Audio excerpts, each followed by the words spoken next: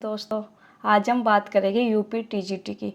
कल मैंने एक वीडियो अपलोड की थी जिसमें मैंने आपको यूपी पीजीटी के बारे में सब कुछ बताया था, उसकी qualification, exam pattern, book, syllabus. आज हम बात करते हैं यूपी टीजीटी की।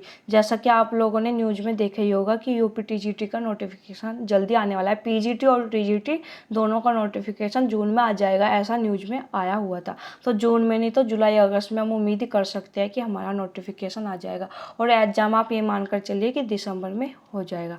तो आज हम बात करेंगे यूपी टीजीटी की। हम शुरू करते हैं अपनी क्लास। सबसे पहले हम देखेंगे यूपी टीजीटी की एग्ज़ाम क्वालिफिकेशन की, कौन एग्ज़ाम दे सकता है, यूपी टीजीटी का क्या क्वालिफिकेशन चाहिए। मैं आपको बता दूं, ये जो ऑफिशियली है, ये नोटिफिकेशन है जो 2020 में वैकेंसी आई थी, उसका यहाँ पर मैंने नोटिफिकेशन रखा हुआ है। उसमें क्लियर लिखा हुआ है बीए हिंदी एवं संस्कृत के साथ इंटरमीडिएट अथवा समकक्ष परीक्षा एवं या बीएड या अन्य समकक्ष डिग्री। यानी आपको क्या चाहिए टीजीटी देने के लिए? हिंदी सब्जेक्ट की यहाँ पर बात हो रही है। बीए में हिंदी प्लस 12th में आपको संस्कृत प्लस बीएड, 3 चीज़ चाहिए। ग्रेजुएशन में हिंदी प्लस 12th में संस्कृत होनी चाहिए और प्लस बीएड होनी चाहिए। अगर आपके पास ये तीनों चीज़ें हैं तो आप यूपी टीजीटी का एग्ज़ाम दे सकते हो। यहाँ पर क्लियर लिखा हुआ है बीएड अनिवार्य है। जब हमने कल पीजीटी का देखा था तो पीजीटी में बीएड अनिवार्य नहीं थी, और बीए में टीजीटी में जो है बीएड अनिवार्य है। तो याद रखिएगा आप, क्या पीजीटी में बीएड अनिवार्य नहीं है और टीजीटी में है। तो जिनके पास बीए प्लस 12th में संस्कृत है और प्लस बीएड है तो वे यूपी टीजीटी के एग्ज़ाम की तैयारी शुरू कर दीजिए, आप लोग एग्ज़ाम दे सकते हैं। पैटर्न की बात करते हैं तो इसका जो लिखित परीक्षा होती है वो 500 अंकों की होती है। प्रश्न पत्र में कुल 100 प्रश्न होंगे, प्रत्येक प्रश्न 4 अंक का होगा। सभी प्रश्न अनिवार्य हो गए। वहाँ पर भी 125 प्रश्न आते हैं पीजीटी में, और यहाँ पर भी टीजीटी में 125 प्रश्न आते हैं। बस अंतर ये है कि इसमें एक क्वेश्चन 4 नंबर का होता है और ये 500 अंकों का रिटर्न एग्जाम ही होता है। पहले टीजीटी में भी इंटरव्यू होता था, पर पिछले 2020 में जब नोटिफिकेशन आया तो उसमें इंटरव्यू हटा दिया गया था। अब सिर्फ हमारा टीजीटी में एक रिटर्न एग्जाम होता है, 125 प्रश्न उसमें आते हैं, एक क्वेश्चन 4 नंबर का होता है और 500 अंकों का हमारा पेपर तैयार हो जाता है। तो यहाँ पर 500 अंकों का एक पेपर होता है। यहाँ पर समय अवधि की बात करते हैं तो 2 घंटे की समय अवधि होती है, और टीजीटी में इंटरव्यू नहीं होता, सिर्फ एक रिटर्न एग्जाम होता है 500 अंकों का। याद रखिएगा, इंटरव्यू नहीं होता। और प्रश्न का स्वरूप कैसा है? वही मल्टीपल टाइप क्वेश्चन है जैसा पीजीटी में था। पीजीटी में भी रिटर्न एग्जाम 2 घंटे का होता था, टीजीटी में भी सेम है। और एमसीक्यू टाइप, टीजीटी में भी एमसीक्यू और पीजीटी में भी एमसीक्यू टाइप ही क्वेश्चन पेपर आते हैं। आगे देखेंगे हम। अब हम बात करेंगे सिलेबस की। मैं आपको बता दूं, पीजीटी और टीजीटी में ज़्यादा अंतर नहीं है, थोड़ा बहुत अंतर कह सकते हो, ज़्यादा अंतर नहीं है। हिंदी साहित्य का इतिहास में आपको क्या पढ़ना होगा? आदिकाल, भक्तिकाल। भक्तिकाल में आपको संत काव्य, सूफी काव्य, राम काव्य, कृष्ण काव्य। रीतिकाल, फिर आपको आधुनिक काल, भारतेंदु युग, द्विवेदी युग, छायावाद, प्रगतिवाद, प्रयोगवाद, नई कविता। यानी कि आपको आधुनिक काल पढ़ना होगा। मतलब आपको वही हिंदी साहित्य का इतिहास, आदिकाल, भक्तिकाल, रीतिकाल और आधुनिक काल, यही हिंदी साहित्य के इतिहास में यही आते हैं, यही आपको पढ़ना होगा। फिर हम चलते हैं हिंदी गद्य साहित्य के विकास की तरफ। उसमें आपको क्या पढ़ना होगा? उसमें जितनी भी एक गद्य विधाएं आ जाती है वो आपको पढ़नी होगी, जैसे निबंध, नाटक, उपन्यास, कहानी। हिंदी गद्य की लघु विधाएं, जैसे हिंदी गद्य की लघु विधाएं कौन सी होती है? जैसे जीवनी, आत्मकथा, संस्मरण, रेखाचित्र, यात्रा साहित्य, गद्य, काव्य, व्यंग्य। ये सब क्या है? हिंदी गद्य की लघु विधाएं है जो आपको पढ़नी होगी। फिर हिंदी के रचनाकार एवं उनकी रचनाएं, मतलब जो हिंदी के प्रमुख रचनाकार है, ये ले लीजिए। अगर हम आदिकाल की बात करते हैं तो अमीर खुसरो, विद्यापति इंपॉर्टेंट हुए। भक्ति काल में संत काव्य की बात करते हैं तो कबीरदास इंपॉर्टेंट है। सूफी काव्य की बात करते हैं तो जायसी इंपॉर्टेंट है। राम काव्य की बात करते हैं तो तुलसीदास इंपॉर्टेंट है। कृष्ण काव्य की बात करते हैं तो कौन इंपॉर्टेंट हुए? हमारे सूरदास इंपॉर्टेंट है। रीतिकाल की बात करते हैं तो बिहारी इंपॉर्टेंट हुए। आधुनिक काल में भारतेंदु युग की बात करेंगे तो भारतेंदु हरिश्चंद्र इंपॉर्टेंट हुए। द्विवेदी युग में महावीर प्रसाद द्विवेदी इंपॉर्टेंट हुए।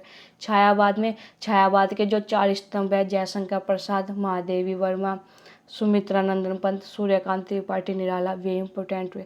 प्रगतिवाद की बात करते हैं केदारनाथ अग्रवाल इम्पोर्टेंट हुए। प्रयोगवाद की बात करते हैं तो अज्ञा इम्पोर्टेंट हुए। तो मतलब यहाँ पर जो ये दिया हुआ है ना हिंदी के रचनाकार है उनकी रचनाएं, तो जो जो प्रमुख रचनाकार है वे आपको सब उनकी रचनाएं आपको पता होनी चाहिए। मैंने आपको हर काल के एक एक राइटर इम्पोर्टेंट बता दिए। फिर बात करते हैं काव्य के भेद। उसमें आपको रस, अव्यय, छंद, अलंकार, शब्द अलंकार, अर्थ अलंकार, काव्य गुण, काव्य दोष, ये मान लीजिए काव्य का भेद वाला एक तरह से पोर्शन है भारतीय काव्य शास्त्र का। हिंदी की बोलियां विभाषाएं, हिंदी की शब्द संपदा, हिंदी की ध्वनियाँ, देवनागरी लिपि, नामकरण, विकास, विशेषताएं, ये सब आपको पढ़ना होगा। फिर बात करते हैं हिंदी ग्रामर की। जैसा आपको पीजीटी में पढ़ना था हिंदी ग्रामर, ऐसे ही आपको टीजीटी में भी पढ़ना होगा।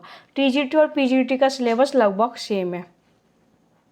यहाँ पर देखते हैं हिंदी व्याकरण में लिंग, वचन, कारक, संधि, समास, वर्तनी, वाक्य, शुद्धिकरण, शब्द रूप, पर्यायवाची, विलोम, श्रुति, संभिन्नार्थक शब्द, वाक्यांश के लिए एक शब्द, मुहावरा, लोकोक्ति, ये सब हिंदी व्याकरण के टॉपिक दिए हैं जो आपको पढ़ने होंगे। फिर हम बात करते हैं संस्कृत साहित्य की। उसमें आपको क्या क्या पढ़ना होगा? संस्कृत के प्रमुख रचनाकार उनकी रचनाएं, और प्रमुख रचनाकार कौन कौन से हैं? कालिदास, भवभूति, भारवी, माघ, टंडी, श्रीहर्ष, ये प्रमुख रचनाकार है। इनसे अलग भी जो आपको है रचनाकार वे आपको पढ़ने होंगे। प्रमुख संस्कृत के प्रमुख रचनाकार ये मान लीजिए 10 से 15 के बीच में संस्कृत के प्रमुख रचनाकार आ जाते हैं जो हमको पढ़ने होंगे। मुश्किल से 10 ही है, जहाँ तक है 10 के आसपास ही है संस्कृत के प्रमुख रचनाकार जो हमको पढ़ने होंगे। मैं संस्कृत के ऊपर एक अलग से वीडियो बनाऊंगी, संस्कृत को कैसे पढ़े, संस्कृत साहित्य को। यहाँ पर फिर संस्कृत व्याकरण की बात करें, वही संधि, स्वर एवं व्यंजन, संधि, समास, शब्द रूप, धातु रूप, कारक प्रयोग, और अनुवाद, वही संस्कृत से हिंदी में, हिंदी से संस्कृत में, इस तरह का एक आध क्वेश्चन अनुवाद का आता है। अब हम बुक देख लेते हैं कि बुक कौन सी इंपॉर्टेंट होगी। यहाँ पर यूपीटीजीटी की बात हो रही है बुक की। सबसे पहले देखेंगे हिंदी साहित्य के इतिहास। ये मैंने टॉपिक लिख लिया जो जो हमको पढ़ने हैं। देखते हैं, सबसे पहले देखेंगे हिंदी साहित्य के इतिहास के लिए ये 5 बुक है जो इम्पोर्टेंट है। 5 बुक में से शुरू की 3 तो आपको बिल्कुल पढ़नी ही है, इनको स्किप नहीं करना है। ये बात की 2 बुक ऑप्शनल है, अगर आप चाहे तो लेते हैं तो अच्छी बात है, अगर नहीं भी लेते हैं तो इनकी PDF डाउनलोड कर लीजिए और जो जो मेन टॉपिक है वे इनसे पढ़ लीजिएगा। देखो ये बुक हिंदी साहित्य का दूसरा इतिहास। इस बार जो यूपीटीजीटी का एग्जाम होता है इस बुक से कम 15 से 20 क्वेश्चन आए थे जो कि तो इस बुक से आए थे, और ये बुक बहुत इंपॉर्टेंट है। उस पेपर के बाद बहुत बच्चों ने ये बुक खरीदी थी। सबसे पहले हम देखेंगे हिंदी साहित्य का इतिहास, आचार्य रामचंद्र शुक्ल की बुक। ये बुक इतनी इंपॉर्टेंट है कि मैं भी आपको इसको लाइन बाय लाइन पढ़ा रही हूँ। फिर हिंदी साहित्य का इतिहास, संपादक डॉक्टर नगेन, ये भी इम्पोर्टेंट बुक है। और हिंदी साहित्य का दूसरा इतिहास बच्चन सिंह, ये तो इम्पोर्टेंट हो ही गई जब से यूपीटीजीटी 2020 का एग्जाम हुआ है। ये 3 बुक आपको बहुत अच्छे से तैयार कर लेनी है। मैंने यहाँ पर इन बुक के कवर फोटो भी रखे हुए हैं। देखो ये तीनों बुक मैंने एक साथ इसलिए रखी हुई, किसी के पास नहीं है तो ले ले, इम्पोर्टेंट बुक है। उसके बाद क्या करना है, जैसे आपने एक टॉपिक इन तीनों बुक से पढ़ लिया, रामचंद्र शुक्ल की बुक से पढ़ लिया, डॉक्टर नगेंद्र से पढ़ लिया और बच्चन सिंह से पढ़ लिया, तो उसके बाद एक 1 लाइनर बुक है जो मैंने यहाँ पर रखी हुई है, हिंदी भाषा एवं साहित्य का वस्तुनिक इतिहास। ये क्या है, ये 1 लाइनर बुक है, सरस्वती पांडे और गोविंद पांडे की ये बुक है। जैसे आदिकाल आपने उन तीनों बुक से पढ़ लिया तो एक बार इस बुक से रिवीजन कर लिया, 1 लाइनर पढ़ लिए, याद कर लिए। अगर आप डीपली पढ़ने के बाद ये 1 लाइनर बुक पढ़ेंगे तो आपकी बहुत अच्छे से ये बुक तैयार हो जाएगी। पर अगर आप ये बुक पढ़ने के चक्कर में रहे कि इसमें तो सब कुछ है, बहुत सारे 1 लाइनर है, तो आप भूल जाओगे, इतना याद नहीं रहेगा। अगर आप सीधा 1 लाइनर की तरफ जाओगे तो पहले आपको डीपली पढ़नी है, डीपली स्टडी बहुत ज़रूरी है। जिन्होंने यूपीटीजीटी 2020 का एग्जाम दिया होगा, मैं गारंटी के साथ कह सकती हूँ, वे मेरी बात से बिल्कुल एग्री करेंगे कि डीपली स्टडी बहुत ज़रूरी है। उसके बाद आपको ये 1 लाइनर पढ़ने हैं। अब हम आगे देखेंगे गद्य साहित्य का विकास। गद्य साहित्य के विकास के लिए ये एक बुक ही बहुत इंपॉर्टेंट है और ये अपने आप में ही बहुत बढ़िया है, बहुत मोटी बुक है ये, पर इसको देखकर घबराना नहीं है, आपको टॉपिक के अनुसार पढ़ना है। इसमें भी वही करना है, मान लो आपने इस बुक से कहानी पढ़ ली तो फिर आपको 1 लाइनर बुक पर जाना है, गोविंद पांडे पर, एक बार वहाँ से रिविजन लगा लेना है, कोई पॉइंट रह गया हो तो उसे नोट कर लेना है। ये बुक मैं आपको बता देती हूँ, अगर आप इस बुक से बहुत अच्छे से अपना गद्य साहित्य तैयार कर लेते हैं, कहानी, निबंध, नाटक, उपन्यास, ये सब चीज़ें इस बुक से पढ़ लेते हैं तो आपकी गद्य साहित्य पर बहुत अच्छी कमांड बन जाएगी। ये मैं आपको गारंटी के साथ कह सकती हूँ। अगर आपने इस बुक से अपना गद्य साहित्य तैयार कर लिया तो आपकी बहुत अच्छी कमांड गद्य साहित्य पर बन जाएगी। या आप एक टॉपिक कर कर दे के आप एक काम कीजिए, अगर आपको मेरी बात पे यकीन नहीं है, आप कहानी के पहले कहानी पढ़िए इस बुक से, क्योंकि कहानी का पोर्शन छोटा है, बहुत अच्छे से उसको पढ़ लीजिए, उसके नोट्स बना लीजिए और फिर कोई भी प्रीवियस ईयर पेपर उठाना, किसी भी एग्जाम का, नेट का, पीजीटी, टीजीटी, कोई भी जीआईसी का उठाना और कहानी वाले क्वेश्चन सोल्व करना।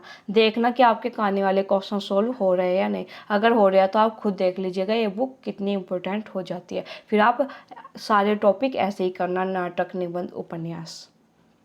आगे देखेगा, आगे भारतीय काव्य शास्त्र की बात हो रही है। टीजीटी के लिए सिर्फ ये 2 बुक एनफ है। कौन कौन सी? एक तो निशा अग्रवाल की और भागीरथ मिश्र की। इस बुक से भी यूपी टीजीटी जो 2022 वाला 2020 में जो नोटिफिकेशन आया था 2020 में, एग्जाम 2021 में हुआ था, इस बुक से भी काफ़ी क्वेश्चन आए थे। और ये भारतीय काव्य शास्त्र निशा अग्रवाल, ये तो बहुत काफ़ी अच्छी बुक है, ये तो आपको पढ़नी ही चाहिए। अगर आप यूपी टीजीटी या आप नेट जेआरएफ किसी एग्जाम की तैयारी कर रहे हो तो ये बुक इम्पोर्टेंट बन जाती है। आगे देखिएगा, आगे हम बात करेंगे अब भाषा विज्ञान की। भाषा विज्ञान के लिए जो बुक है वो है भोलानाथ तिवारी की। इम्पोर्टेंट बुक है। अगर आप इस बुक से भाषा विज्ञान तैयार करते हैं तो आपको बहुत अच्छा तैयार हो जाएगा।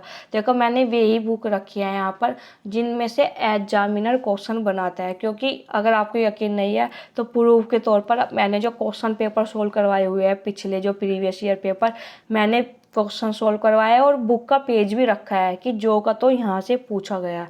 तो मैंने विद प्रूफ आपको बताया भी है कि इन बुक से सीधे क्वेश्चन बनते हैं। हिंदी व्याकरण की बात करें तो ये बुक बहुत इंपॉर्टेंट है। हिंदी व्याकरण कामता प्रसाद गुरु की बुक है और हिंदी शब्दार्थ डॉक्टर हरदेव बारी। ये बुक आपको भाषा विज्ञान वाली यूनिट में भी आपको हेल्प करेगी। और यहाँ पर हिंदी व्याकरण कामता प्रसाद गुरु, ये तो है ही फेमस, कामता प्रसाद गुरु हिंदी व्याकरण के लिए इम्पोर्टेंट बुक है। तो ये आपकी हिंदी व्याकरण की बुक हो जाती है। अब हम संस्कृत साहित्य की बात करें तो देखो ऐसी तो कोई बुक नहीं है कि जहाँ पर आपको सारे इम्पोर्टेंट राइटर डीपली एक ही जगह मिल जाए। उसके लिए तो 1-2 पीडीएफ है जो जब मैंने एग्जाम की तैयारी की थी पीजीटी की, टीजीटी तो मैंने नहीं दिया था, पीजीटी मैंने दिया था, तो मेरा रिटर्न क्लियर भी हो गया था यूपी पीजीटी 2020 वाला। तो उसमें मैंने संस्कृत के लिए यही किया था, मेरे पास एक पीडीएफ थी जिसमें जितने महत्वपूर्ण राइटर हैं उन सब की बड़े अच्छे से उनके बारे में दिया हुआ था। तो मैं वही पीडीएफ तैयार कर गई थी और उस पीडीएफ में से मुझको क्वेश्चन मिले थे।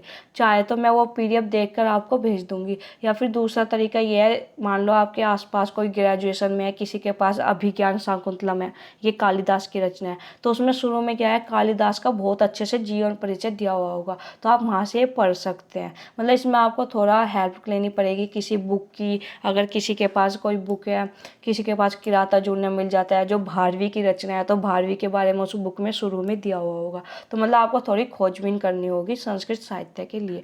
और ग्रामर के लिए तो यह कुछ पोर्शन तो आपके हिंदी ग्रामर से हो जाएंगे, जैसे धातु रूप हुए, शब्द रूप हुए, या आप गूगल से कर लेना। तो मतलब थोड़ी गूगल की ऐप लेके, या कोई बच्चा 12th में है उसकी संस्कृत की बुक ले लेना, तो ग्रामर आपकी वहाँ से भी अच्छी तरह हो जाएगी।